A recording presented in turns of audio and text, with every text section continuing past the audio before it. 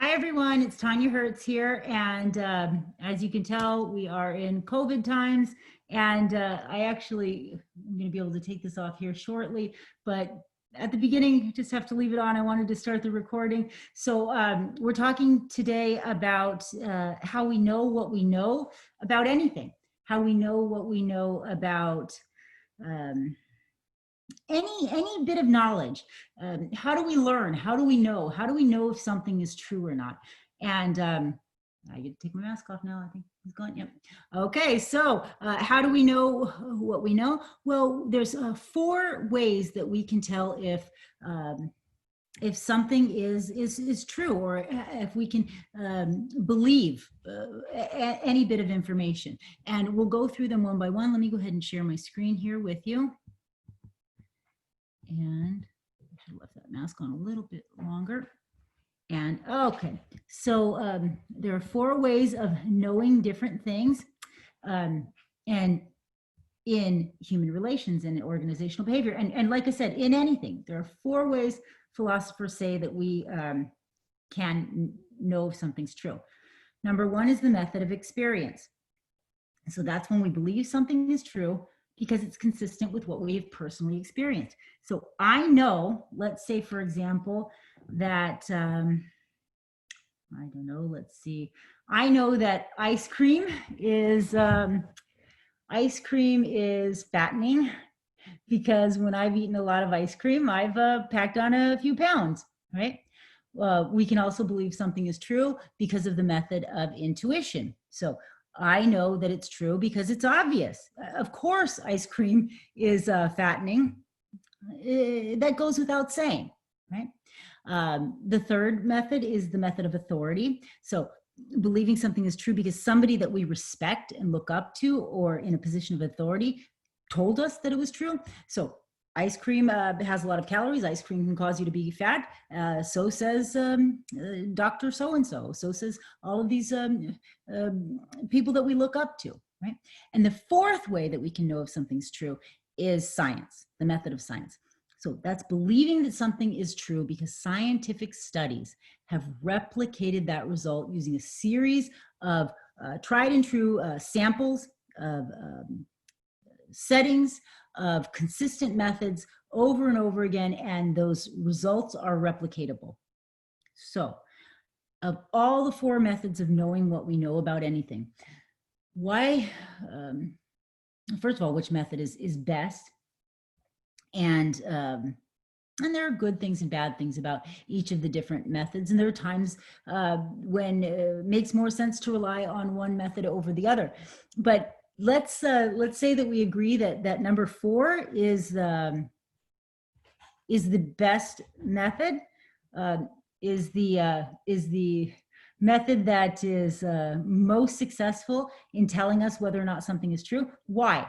What's beneficial of number 4 opposed to numbers 1, 2, and 3? What is the benefit of number 4, right?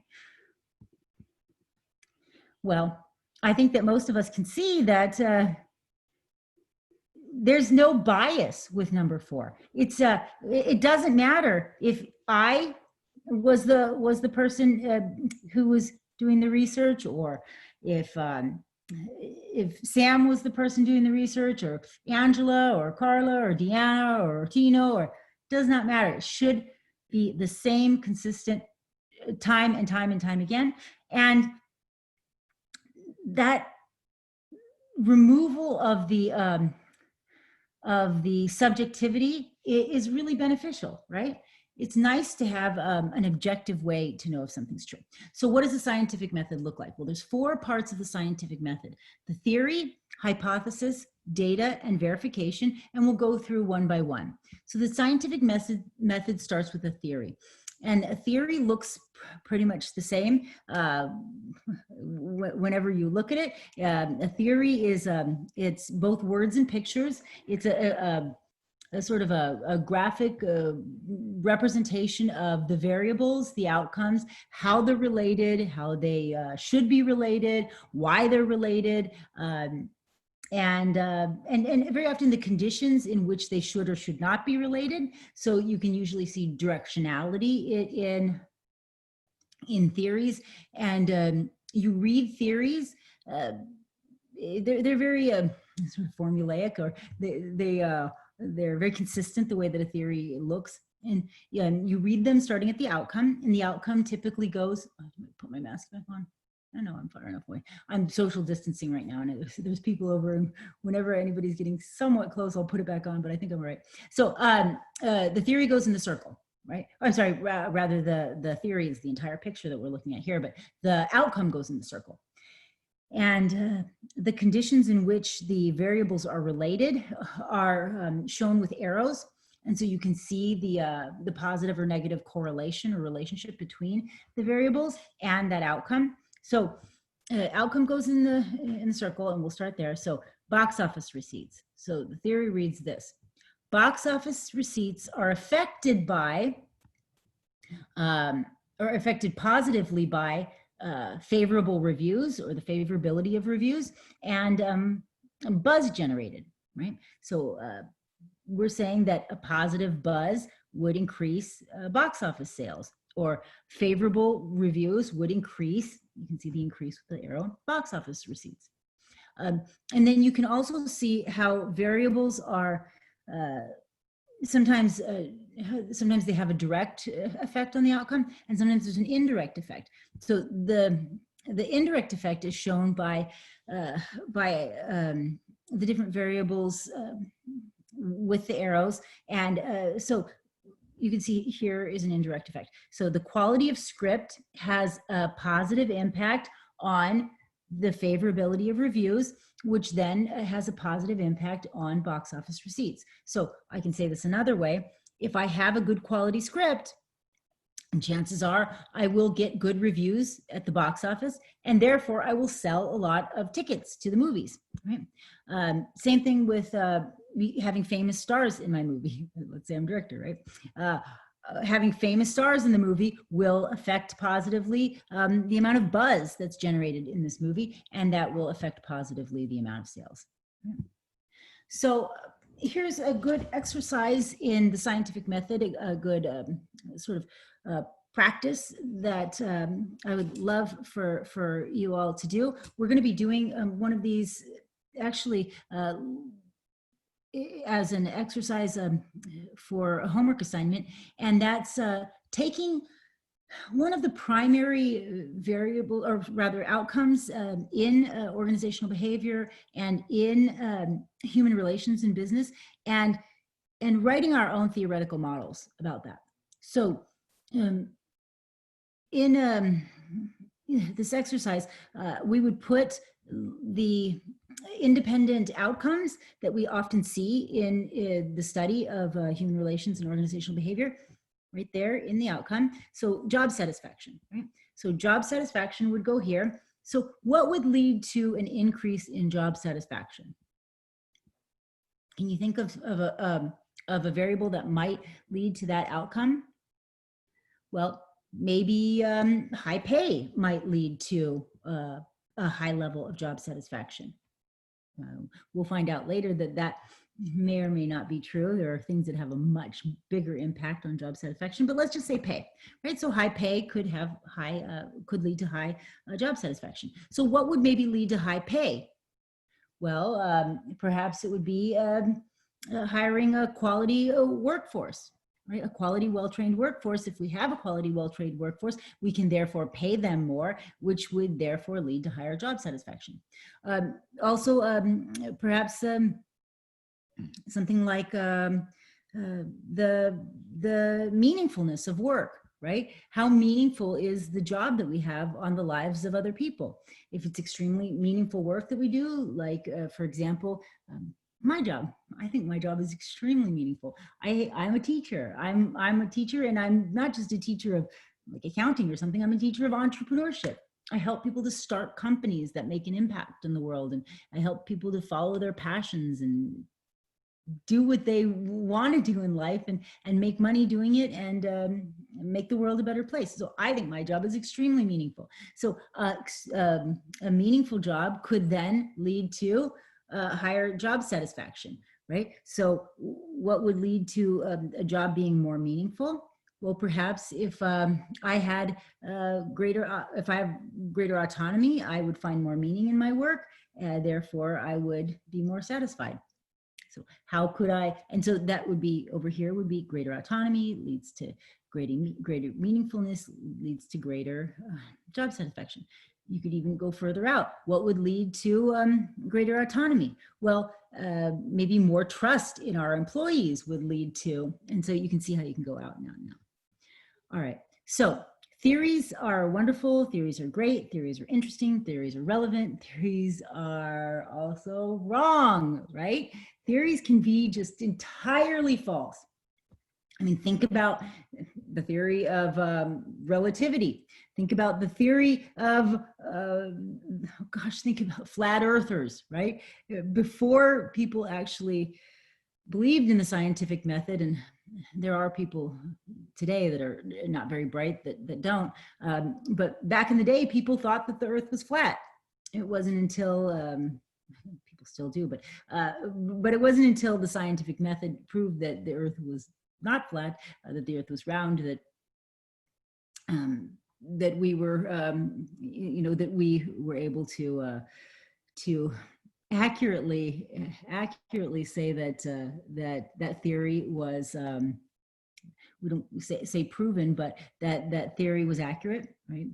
And so we need to test theories. We need to test theory to make sure that we're correct. And so we test theories by verifying whether our assertions or predictions are accurate.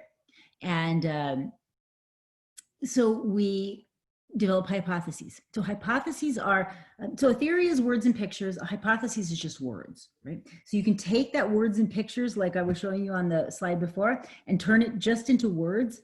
And that written prediction of how the variables are related, that's hypotheses. So, here's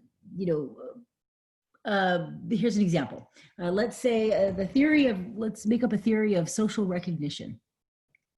So we'll say the theory of social recognition would say that social recognition, so saying like good job to our employees, social recognition behaviors on the part of the managers saying good job, is going to positively have a positive impact on the performance of our, the job performance of our employees, and it's going to have a positive relationship on the commitment of our employees. This could be right, this could be wrong, right? Imagine if you have extremely shy employees. Do they want social recognition? No, they'd rather be left alone. And also generational cohorts come into play. Older generations may love praise, while younger generations may say it's irrelevant, right? And particularly Gen Xers, they don't want to be praised, right? So it's important when we're writing our hypotheses that we clearly state the variables, the outcome, and then that relationship between the variables, how they should be related, and why. So once you've developed that hypothesis, you can start to collect that data, and data collection involves gathering information, observing behaviors, looking at all the different, the different behaviors that have an outcome on that hypothesis, and isolating those variables so that we're just looking at one variable. So if it's something like the example that I gave about social recognition, we want to make sure that if there is that positive correlation, that we're verifying that it is that variable that's making the difference. So we have to verify, and that's looking at those various outcomes and variables, and testing whether or not our hypothesis is true. Now, it's not true or false. It's not positive or negative. We don't say that it's proven when we can confirm a theory or a hypothesis. We say that it can be confirmed or disconfirmed. right? So we do this a number of different ways. We can use correlation, we can use experimentation, we can use meta-analysis. And correlation is the very first. So we want to see that there is a co-relationship, correlation. So relationship amongst those variables. We can do this through experimentation, and meta-analysis is the way that we actually see that it wasn't just a fluke, that again and again and again we can replicate this. So meta-analysis is when we take the mean of several studies. We look at all those studies together and we analyze them, those research studies together rather than just one independent study, right? So the correlation itself, that's that first step in the scientific method. Is there a relationship, correlation? Now, is it a positive relationship or a negative relationship? A perfect positive correlation is a relationship of 1. A perfect negative correlation is a relationship of -1. And the strength of the correlation comes from how condensed the data points are along the scatter plot of the X and Y axis in our study. So the more compact, the closer together those points are, the more the stronger, the more positive, stronger the correlation. And if it's less compact and they're more scattered around, then you have a weaker correlation. So the closer they are together and the more compact they are, the closer they are to 1, a perfect positive or a perfect negative correlation. So this is a perfect positive correlation. You have the dependent variable and the independent variable. So for the most part, the independent variables that we're going to be looking at are things like, well, the 2 primary variables are organizational commitment and job performance, right? Because those are important things to know. How can whatever we do have an impact on job performance? What can we do to have an impact on how committed our employees are? Because we care as managers, right? These are important to managers. We want people performing well and we want them committed to the company. So this is a perfect positive correlation. So for every single thing we do, I'm done with this mask, he's gone. Every single thing that we do, it goes up by 1. So for every thing that we put in, the relation, the result goes up by that same amount that we put in. So I'll give you an example of this. Let's say, okay, we'll say like the total number of people on a bus goes up by 1 for every person that gets on the bus, right? So that's a perfect positive relationship. The total number of jelly beans in the jar goes up by 1 for every jelly bean you drop in. That's a perfect positive correlation. A perfect negative correlation is the opposite. Every one you take away, it goes down by 1, right? So let's look at this. Let's look at this scatter plot here, and let's see if there's a correlation. What do you think? The dependent variable, the independent variable, excuse me, and what do you think? Is there a correlation? Is there a trend? Do you see a trend there? Does it look like a positive trend or a negative trend? So a positive trend goes up, a negative trend goes down. It looks kind of like a positive trend, right? It looks like it's trending upward. How strong is that correlation? Is it a strong correlation or a weak correlation, medium correlation? What do you think? Can you tell me the exact correlation? The exact number? What is it? 0.50. The correlation is 0.50. So that's a pretty strong correlation. And how do I know?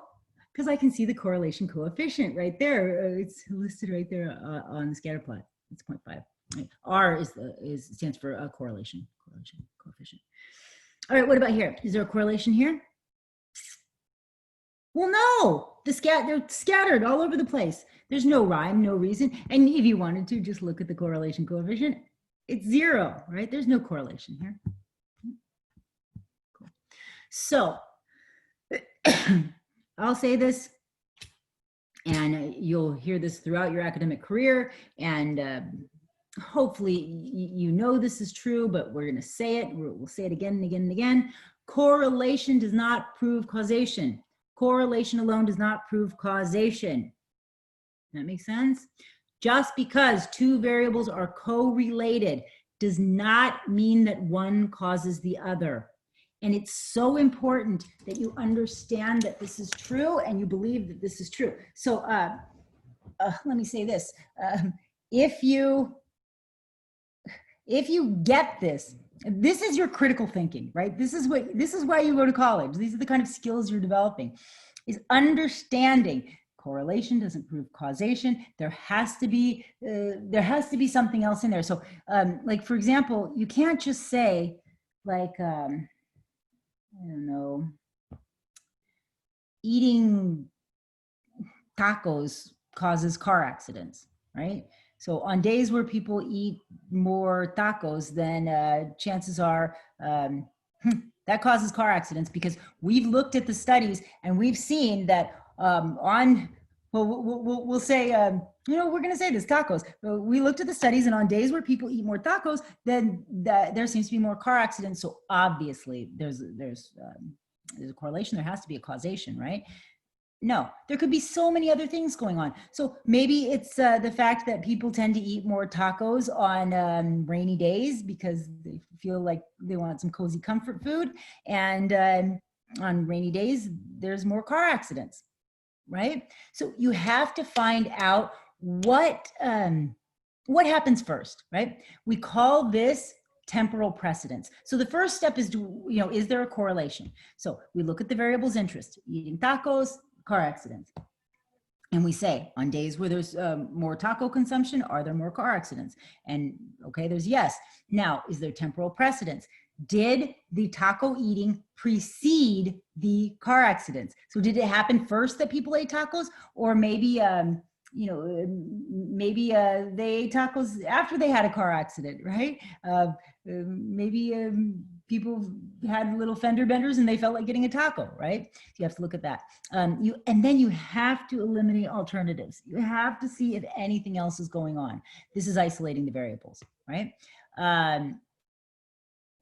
You really need to make sure that you have an unbiased, fair study, and that you're looking at all of the facts. This is where the spin happens. This is where just dirty news media and politicians try to just spin it and say, ha, we're proving that this political party is doing this, without explaining what else could be going on. Like I said, the tacos and the car accidents, I doubt that eating tacos is causing car accidents.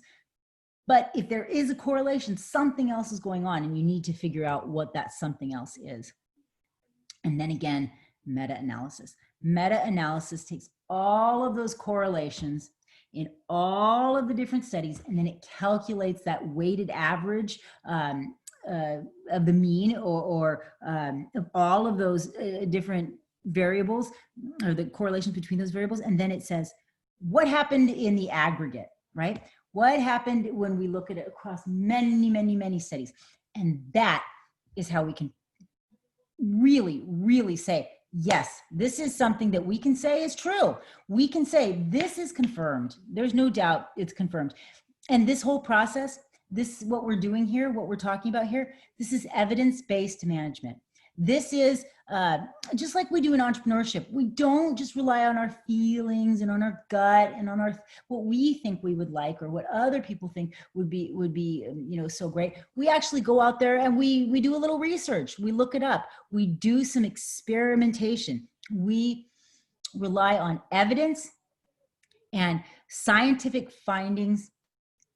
And that's how we make decisions in management. That's how we make decisions in business, just like the same way we would do if we were studying medicine or any other hard science. Business is a hard science and should be treated as such. And so when I'm telling you things in any of the classes that I teach, you can just rest assured that everything that I'm saying every assertion that I make is supported by evidence. We have no room for saying things that are just based on our thoughts or our feelings. No, that's not evidence-based management. That's not evidence-based research. You know, this is higher education. This is academia. We're not going to just make things up. And yeah, and that's the beauty of getting a college education. It teaches you to rely on scientific findings and less on biased personal experience, personal opinions, and all the other things that are reliant upon the individual, right? Individual doesn't matter in science. It matters. It matters what we find in study after study after study. And if you have these well-supported theories, and you look at the correlation of these different theories or studies rather against each other, you can say, why do people behave differently? Why are some employees just crummy, like the ones we talked about before? Why are some employees bad and some employees good? Why are the best coworkers behave this way? And why do the worst coworkers behave this way? And then we can start to have an impact on how they behave, on changing that behavior and being a good leader, a good manager, and making a difference, So that's why we study what we study. That's the reason that we know what we know about organizational behavior and human relations in business. Now, I'm not going to do this self-assessment with you right now, but I did want to just kind of introduce you to some of these self-assessments that we'll be doing in this class. We have lots of little mini self-assessments, and I just want to make sure that everybody has seen these before or understands the way that they work. So the way that you'll be using these is you'll be using these as individual exercise. And this is a Likert scale at the top. And each of the different questions you'll answer either affirmatively or negatively from 0 to 4. And excuse me. And since these are not given as a live or interactive questionnaire, and we figure that you're smarter because you're at higher education, we actually have you modify these Likert scales yourself. And so any of the bolded items typically in these scales, you do have to reverse. So on this, it's hard to see, but number 2 and number 5 are bolded. So instead of 0 being extremely uncharacteristic, extremely uncharacteristic becomes a 4, and extremely characteristic becomes a 0. So it's just a reverse scale on the bold items. And we'll talk more about that as we actually come to some of these and do some of these. But if you do want to take this self-assessment, what we're trying to look at here is how open you are to changing your mind, to exploring towards self-reflection and towards changing your mindset, looking at things differently. And we have found that people who score higher in this self-reflexivity or openness to change and to experience tend to be better learners, tend to learn more, and to be more responsive to new information when it comes, right? So you're welcome to do that if you like. I hope that this was an interesting video for you, and I look forward to many more videos together, and I hope that you rely on the scientific method when you're making those tough decisions in business and entrepreneurship. And I'll talk to you all soon. Take care. Bye-bye.